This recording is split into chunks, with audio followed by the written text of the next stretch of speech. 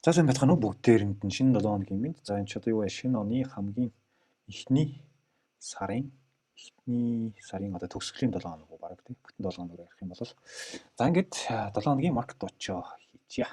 За доллар индексээс эхлээ ойр доллар индекс ус хараагүй яваадсан. За ерөнхийдөө бол 2025 оны 4 сар Трампыг ерөнхийлөгчийн ажлыг хүлээж авснаас хойш унсны дараагаар харьцангуй хамгийн удаан хугацаанд доктортой байгаа бүс буюу одоо value бүс дээр долларын индекс бол арилжаалагдж байгаа. За доотлын юмс нэг 96.1 хагас. За дээшээгээ өсөд гараад ирэхээр нэг ойролцоого нэг 99 энэ хоёрын хооронд илүү хамгийн өндөр волюмтай сүүлийн жил орчим. За сүүлийн ер нь 9 сарын хугацаанд арилжаалагдлаа. За тэгээд дээшээгээ бас чангараад гараад ирэх магадлалын талаар ярьж исэн бол нөгөө магадлал нь бас ажиллаад. За ямар ч энэ бүс дотроо эргээд сая өнгөрсөн 7 хоногийн хувьд бол бас хүчтэй уналт гаргаж ирлээ. Энэ маань өөрөө энэ бүс дотроо энэ value area дотор арилжаалагдчихэ. Арилжаалагдж байгаа гэлтгээд ороод ирлээ гэж. За тэгээд одоо нөгөө Трампын ерөнхийдөө өнгөрсөн 7 хоногт чинь Трамп нэлээд мэдээллүүдийг хийгээд тэ тарифын за Европын бүс рүү тариф шинээр яаналагын за дөнгөж сая хагас бүтэн сайны хувьд бол бас Канадтай холбоотой одоо худалдааны шин тарифыг занал хийсэн байдалтай энэ 100% тарифт ногдуулнаа хэрвээ хятадтай худалдааны тохиролцоо хийх юм бол гэсэн нэг иймэрхүү шин одоо хагас бүтэн сайны хувьд иймэрхүү шин мэдээ гарлаа. За хуучин өнгөрсөн 7 хоногт орол еврозон руу илүү чиглэсэн байсан. За ингээд ongoing одоо тариф war буюу тэ худалдааны дайны Трамп гарснаас хойш ер нь бүх улсууд руу одоо тарифын дарамт бий болгоод байгаа. За тэрнтэй холбоотойгоор эргээд одоо долларын индекс гэдэг зүйл маань илүү өнгөрсөн 7 хоногт суларч орж ирлээ. Ерөөсөө тэгж хүчтэй чангарч болж чадахгүй байгаа. За энэтэй холбоотой үргэлжлүүлээд шууд алтаа үргэлжлүүлээд тэгээд явчихё. Нэг удаан одоо фундаментал мэдээллийг бол нэг удаан ярихааргүй шийдсэн. Хүмүүс нэг хэлэхдээ сонсдогчгүй юм шиг л тий. Анхаарч шүлээж явдаг юм шиг лээ. За алттай бол одоо юу ярих вэ? Өсчил байна. Он гараа дахиад өслөө тэрнээс хойш дахиад өслөө өнгөрсөн 7 хоног дахиад өслөө. Тий. Ерөөсө бүтэн 7 хоногийн за хэдүүлээ 7 хоногийн кандилыг харъя тий. Маш том. Энд чинь өөрөө баг хэдэн хувийн өсөлт болоо явчлаа. За баг 7-8% өсөлт зөвхөн өнгөрсөн 7 хоногт хийгээд гараад ирлээ. За одоо тэгээд нөгөө иргэн тойронд болж байгаа геополитикийн асуудал за саний яригадаад байгаа Трампын бусад орнуудтай тавих гэдэг тарифын худалдааны дайны юу гэдэг ингээд маш олон геополитик гэх мэтчлийн мэдээлэлтэй холбоотой алт мөнгө гэдэг одоо бүтээгдэхүүн металлууд бол эрэлттэй байна. Эдийн засгийн эрсдэл өндөртэй байгаа үед иймэрхүү үед бол угаасаа одоо хөрөнгө оруулалтын safe haven буюу хамгийн одоо баталгаатай бүтээгдэхүүн гэдэг утгаараа энэ цаг үед дээр бол хамгийн эрэлттэй байдаг. Жишээлбэл одоо дайманы үед бол алтлах ч гэдэг тийм ээ. Гэх мэтчлэн. За тэгэхээр хэдүүлээ маш богинохон жижиг одооныхон цаг дээр л одоо юм харж ярий. Том зургаар одоо юм зураад яагаад ямар ч хэрэг алга. За энд бас нэг айтайхан бүтэц үүсгэнүүдээ гэдэг өнгөрсөн 7 хоногт ярьж ирсэн шүү дээ. Гэтэл миний зүгээс бол гэтэл ингээд бас сэтлээд гараад ирсэн. За энэ чинь нэг price action үзүүлсэн байгаа. За ийшээгээ унж орж ирвэл эргээд энэ өмнө нь хийжсэн all time ханшуудыг эргэж шалгах болов хэрвээ уналт гарч ирвэл гэсэн утга санаатай шүү дээ. За энэ бас нэг ингээд явж исэн. За ийшээгээ нэг уналт харах гэж оролдох гээд байна. За гэхдээ болоогүй энэ чинь дээр доороос нь хөгөө явж байгаа гэсэн үг шүү. Одоо энэ чинь нэг жижиг бүтэц үүсгэж байгаа. За энд бас нэг өсөлтийн дунд үүссэн order block тий sell order-ууд энэ price action-ууд дээр эргэж ирж шалгаа дахиад дэшегээ гарсан. За тэгээд дахиад энэ all time ханшийг дахиад сэтлээд гарсан. Дахиад нэг дэшегээ сэтлсэн энэ all time ханшны энэ хэсгийг бол бас шалгаад одоо нэг хэсэг хийгээд байж. За ер нь энийг futures-ийнхаа ханшин дээр ярих байсан юм да. За яах вэ? Futures-ийнхаа chart-ын дээр ярьчих байсан юм да гэжсэн чинь мартчихсан биз дээ. За ер нь тэгье. Араа нэг ятаваад. За юу гэж бодож байна гэхээр 17 минутаас нь хэдүүлээ харъя. За дөрөвний яригдсан ол том ханшны price action ингээд унаж орж ирвэл ийшээ шалгах магадлалыг зүгээр ярьж байгаа гэсэн үг. За энэ чинь нэг шалгаад орж ирсныг бол харсан. За одоо энэ дэшегээ өсөж энэ бүсээс дэшегээ сэтэлж гарч ирэхдээ өсгөж байгаа. Price action-ууд дээр эргээд ийшээгээ бас нэг шалгаж орж ирсэнтэй. Тэгэхээр уналт энэ чинээс хэрвээ нэгтгэхээс уналттай орж ирэх юм бол энэ бүсээс эргээд дэмжлэг авах. За харин энэ бүсээ доош өсөлтөд ороод ирэх юм бол дараагийн бүс рүү харах гэдэг иймэрхүү хоёр төрлийн шинжилгээ хийж болж байна. Энэ чинээс бол эсрэг үзэл авч магадлал бол байгаа тань тий. Энэ маань өөрөө ингээ ажуугийн бүтц болоогүй дөнгөж одоо бол бид нар мэдэхгүй байгаа шүү дээ. За волюмтад үзэн чи мэдээс тэгэл яах вэ та. За тий эн чи илүү их өндөр волюмтай арилжаалагдаж байгаад энийг дэшегээ сэтлээд тий одоо энд бол харагдаж шүү дээ. Энийг дэшээ сэтлээд буцаж ирж шалгаж байгаа байдал ингээд дэшег явсан. За энэ бүр энэ доошоо орж ирэхгүйгээр ахаад дэшег явж магадгүй. За энэ яг дээдлийн оройны хэсэгтэр бол маш нэлээд их хэмжээний одоо волюмтай захиалгууд арилжаанууд хийгдсэнийг бол анзаарж байгаа. За энийг бол бид нар одоо buy side, short side нарийн илүү байсныг бол хараахан. За энэ чинээс уул нь харьцуулаад харж болох ч гэсэн ерөнхийдөө одоо ер нь л дандаа нөгөө тэнцлэр явагддаг учраас харьцангуй тэнцвэртэй байгаад байгаа хаа. Айл нэг нь жоохон давмгаалж байгаа бах. За тэгээд энэ чинээс харин sell off орж ирэх үү гэдэг сонирхолтой асуудал гарч ирж байна. Sell off орж ирвэл баг зэрэгээр доошоогоо тий. Одоохонд бол ерөөсө тэр чигээ доошоо өмнө гэж ерөөсө харах боломжгүй байгаа шүү дээ. Алдчих ингээд мөнхөн өсөд байгаа учраас. Ямарсан ойрын богны 5 минутын чарч за дээшээгээ за өнгөрсөн 7 хоногийн 5 дахаас хойшоогоо үүсгэсэн хөдөлгөөн дээр нь ямарсан одоо энэс доошоогоо маш угамж магадгүй шүү дээ бид нар мэдэхгүй. Яг одооны энэ үүсгэсэн бүтц дээр өнгөрсөн 7 хоногийн бүтэн бүтц бол ингээд бас ингээд доор үлдсэн шүү дээ. Энэ чинээс бас ингээд гараа авсан. За энийг хэдүүлээ халтаарч. Гэсгээд за энийг бас таацалж байгаа сэтгэл гараа явсан гэсэн. Доотлын ороод хамгийн сүүлд хүчтэй волюм орж ирсэн. За энэ чинээс л хамгийн сүүлийн захиалгад төгдөж явж байгаа л дэшегээ гарч дээ тий. Яг энэ дээр хоёр шалгаж орж ирэл ингээд дэшегээ тэр чигтээ ингээд гараа явсан гэсэн. За тэгэх юм бол унаж орж ирэх юм бол ерөөсөө нэг эдгээр бүсүүдийг хач болно гэсэн. За эхнийхээ энэ хүчтэй уналт энэ одоо үндсэндээ өнгөрсөн 5 дахын уналтыг тэр чигтээ одоо recover хийж орж ирэх юм бол гэсэн утга санаатай шүү. За тэгээд бүр цаашлаад үргэлжлүүлээд ийм жинхэнэ зөвхөн одоо юу гэх юм маргаашийн хөдөлгөөнийг төлөвлөд хамааглаагүй. Таамаглаад авах шаардлага байхгүй. Ерөнхийдөө юу гэж төлөвлөгөө гаргаж ирэх вэ? Энэ бүсүүд рүү унаж орж ирэх юм бол эргээд price action харж агаад ордлуудаас эдээ гарч аваад эргээд дээшээгээ long тал руугаа харж болох үс арилжааны төлөвлөгөө гаргаж болох үс гэдэг бүсүүдийг л зөвхөн одоохондоо тэмдэглээд тавьж байгаа гэсэн үг.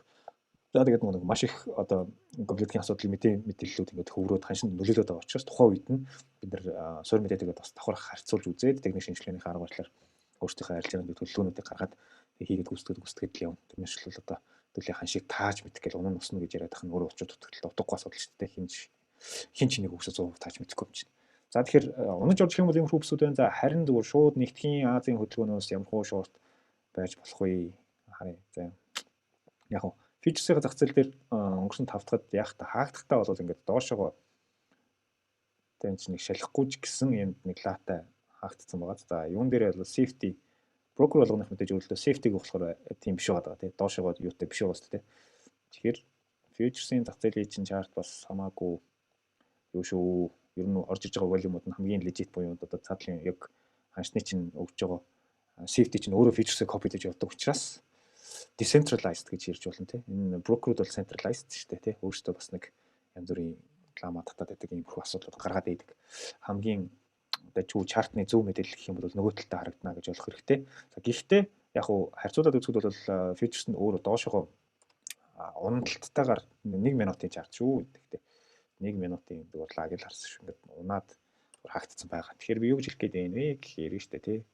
Магадгүй эн чи одоо юу гэдэг те ингээд 2 дахь гэж үзээд ингээд 3 дахь гэж үзэх юм бол эн чинээсээ унах. За эсвэл ингэж болно шүү. Энэ бус маань өөрөө resistance гэж үзээд хэрвээ маркет дээр хүчтэй өсөлт гараад байлээ да. Миний зүйлнүүд цаачиж байгаа. Би сунд ороод яадаг. Ой нэштэсэлээ. За энийг дээшээгээ хүчтэй сэтэлээд харин буцаж орж ирээд хүчтэй сэтэлэхдээ нэг хол явахгүйгээр эргэж энэ ханш руугаа бүр энэ яг энээсээ дэмжлэг авч дээшээ явахгүйгээр энийг буцаж сэтэлж орж ирээд за ингээд энэ чинээсээ бүл байх ороод ирж магадгүй шин. Иймэрхүү хөдөлгөөнийг бас анзаарч болохоор шүү. Энэ маань өөрөө ирээдүйд нэгтгэхэд жишээлбэл нэг арилжааны шийдвэр гаргах боломжтой бүс байж магадгүй. За тэгээд дээшээ сэтэллээ гэхэд энэ чинээсээ босоогоод цаашаагаа яваад өгөхийг үгүйсэхгүй. Тэгэхээр энэ дээр эргээд buy sell гэдэг арилжааны шийдвэрүүд чинь энэ бүс дээр гарч магадгүй. За доороос нь илүү жижиг яг энэ бүтц дээр зүгээр хэдүүлээ юм зураад үзчихье да. Одоохондоо хамгийн илүү өндөр бол юм одоо нэг 5 дахын л арилж байгаа шүү дээ. Ганцхан өдрийн арилжааны волюм гэж болох хэрэгтэй. Тэгээд энэ чинь оройны цагаар шүү дээ. 12 цаг Нью-Йорк өнгөрсний дараагаар бусдаар бол бүр Лондон Аз мазан 5 дахь чинь дангаараа энэ тийм үстэй би буруу яриаг үстэй 23 гэдэг чинь тий. Бүрийн доороос өсөж гарч ирж байгаа шүү дээ. Иймэрхүү байгаад байна. За эсрэгээр харин энэ чи хүч одоо эргэж дээшээ явуулаад ирсэн бүсийг ингээд сэтэлчээд буцаж энэ рүүгээ орж ирч чадахгүй бол энэ чинээсээ бас доошоо явчих дүр зураг андарч магадгүй шүү. За энэ бол маш жижиг 1 минут дээр ярьж байгаа зүйл болохоор бас явал да нэг тийм accurate биш байхыг үгүйсэхгүй. Хэдүүл ямарсан алтыг бол эх 7 хоногт нэгт 2-ын вебинараар бас харсан дээр хаа. За ямар тааш нэг одоо юу гэдэг юм бүтц байхгүй гадаа хамгаалаад хэцүү. За яг хоо intraday төрлийн арилжаанууд ханш most likely буюу хаанаас өсөж одоо хөдөлгөөн гарч болохоор байна вэ гэдэг бүсүүд нэг юм шүү заяа. За энд байж болно. Энэ чирээ шалгацсан юм чинь энийг доошоо ирчээд энэ чинээсээ бас волюм авч болно, эсрэг үзэл авч болно гэх мэтчлэн. За тэгээд энэ нэгтгэхэд өөрөө дараагийн 7 хоногт энэ хөдөлгөөн маань өөрөө ямар хуу бүтцтэй унаж орж ирэх нь үү дээр тэр чигээрээ дээшээгээ явчих нь үү энэ чинээсээ дээшээгээ явчих нь үү гэдгийг бол хэдүүлээ хамтдаа харцгаана даа гэж. За Настаг. За эх 7 хоногийн бас нэг онцгой ойлгох. За хэдүүлээ мэдээнүүдийг бас ярьчаа. Зөвхөн итгэн одоо excuse me. За индексүүдийн зах зээл дээр юу яаж байгаа шиг нэг компаниудын санхүүгийн тайлан гараад эхэлсэн байгаа тийм өнгөрсөн 7 оноос хойш. Тэрний өмнөх 7 оноос ч банкуудын тайлан бол гараад дуусчихсан.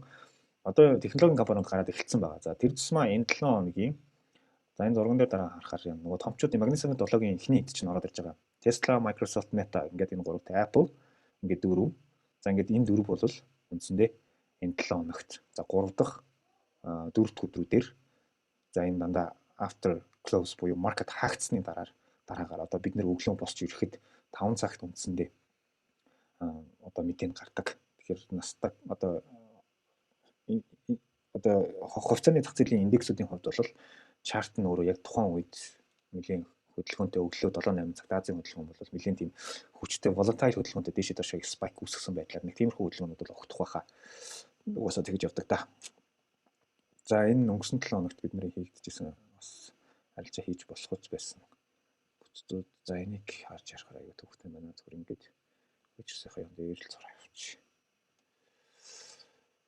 За ерөнхий бүр том зургаар хэдүүлээ аваад үзчих те. За 2010 оноос хойшоо ингээд дээшээгээ өчтөө энэ all time high ханш хийснээс хойшоо нэг иймэрхүү том бүтцэн дотор ороо явж байгаа. Энийг дээшээгээ бол дахиж дээшээгээ сэтэлж чадахгүй байгаа. Nasdaq-ийн бол өнгөрсөн 7 хоногт өнгөрсөн 7 хоногийн 1-р 2-р энэ нэг дээр хүчтэй яг энэ волюм хүчтэй волюмны дээдлийн таазуудаар ерөөсөө энэс дээшээгээ сэтэлж гарч ирж чадахгүй байгаа энэ бүсийг ингээд 1 2 за ингээд за тэгээд энийг дээшээгээ сэтэлүүл ингээд хүчтэй all time high ханш руугаа явах болов гэсэн харин уналт нь үргэлжлээд ингээд доотлогоо шал руу бас ингээд унаад ороод ирж байгаа харагдсан.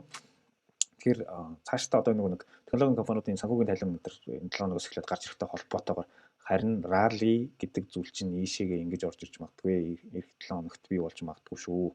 Хэрвээ санхүүгийн тайлангууд нь сайн гараад одоо энэ S&P 500 NQ юу лээ Nasdaq 100 эднэр чинь хүчтэй дээшээ өсөд ирэх юм бол нэг иймэрхүү хөдөлгөөн үүсгээд хүчтэй дээшээ за энэ волюмтай бүсээ нэг шалгачаад энэ чи хүчтэй сэтгэлд гараад явах юм бол нөгөө энэ чи дутуу захиалганууд үлдснэ эргэж ирсэн хэмжээнээс нэг спорт авчаад ингээд цаашаага хөдлөөд үргэлжлээд явчих магадгүй шүү гэдгийг бол сануулах гэдэг. За гэхдээ тэрийг сэтлэх болтол хараахан болоогүй нэ. Одоо ханш бол яг тэр дэвтлийн бүсийг бол сэтлээгүй байгаа шүү дээ. За ончнол тамаашных нь.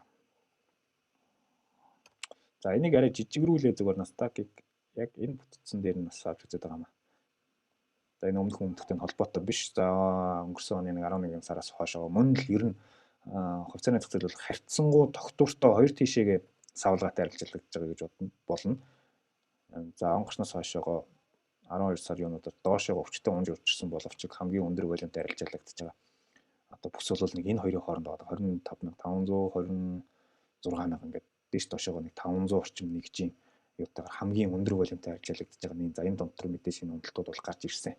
За энэ дэр гол нь юу гэж ярих гэдэг юм гэхээр одоо харин бай эх 7 хоногуд санхүүгийн тайлангаас өмнө одоо дээшээгээ хөдөлгөөнүүд гарах юм бол гэд би төлөвлөгөө гаргах гэдэг.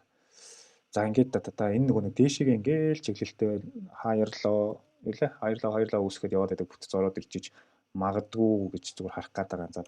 За яг энэ нэг харилцагч. Гол нь хэрвээ нэгтгэс уналт орж ирээд явах юм бол энэ авьяас нэг лонг хараад явчих гэж харж байна. За уналтыг харах доошоо өмнөхөр унаад ороод ирэх юм бол юунууд байна уу? Дээшээгээ лонг орох бүсүүд бол байна. За эргээд энэ дээр харин энэ бүсийг сэтэлхтэй одоо энэ доошоо хөдөлгөөн үүсгэсэн одоо блокуудыг эргэж сэтлэх шууд ирээд сэтлэх нүггүй юу гэдгийг бас анзаарах хэрэгтэй болно шүү. За одоо доороос лонг орчдөг. За ингээд доороос лонг орчдөг энэ чинь нэрэгт нь одоо ямар нэгэн паник гарахгүйгээр одоо яг арилжаагаа авсан менежмент хийх хэрэгтэй. Үнэхээр хэд өдрөөс хамаарат талингуудын гой хүчтэй дээшээгээ импакттай те хөдөлгөөнүүд явах магадлалтай гэж үзэж байгаа учраас энэ чинь шууд ирээд TP авахдаа магадгүй талын хагаа талын үлддэг ч юм уу. Нэг бол үлдсэн талыг ингээд бие зүгөө шахаад явдаг ч гэдэг юм. Ингээд явал магадгүй хэрвээ нэг тишээгээ буюу эх 7 хоног тишээгээ өсөх юм бол тэр хөдөлгөөнүүдийг бас бариад явчих магадлалтай. Илүү mid swing тал руугаа оролдоо илээ нөгөө нэг хөдөлгөөнийг цаашаага 1-2 хоног барьж авах боломжтой тийм хөдөлгөөнийг одоо дүр зураг анзаарагдчих магадгүй шүү гэдгийг зүгээр сануулчих гэдэг. За ингээд видео тасрах гэж байгаа учраас юу яа. Хөгжлүүлээд биткойн S&P 500 газрын тос гэх мэтсэн бүтээгдэхүүнүүдийг ярина.